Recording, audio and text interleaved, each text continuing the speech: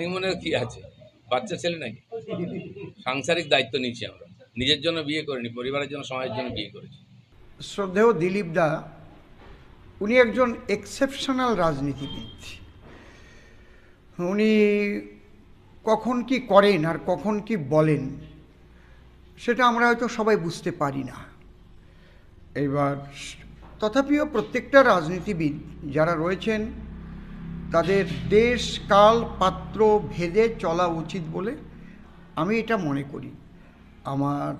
আমি কারো দোষের কথাও বলছি না, তিনি যে ভুল করেছেন সেটাও আমি বলছি না, কারণ হয়তোবা বৌদি বলেছিলেন যে চলো না আমরা হানিমুন করতে একবার দীঘাতে যাই। তাই দিলীপদা ভাবলেন এক কাজে দুই কাজ হয়ে যাবে, হ্রদ দেখাও হবে, কলা বিক্রি করাও হবে, এরকম আমাদের বুড়ো বুড়িরা বলতো। তাহলে আমরা দুজনে হানিমুনও হয়ে যাবে,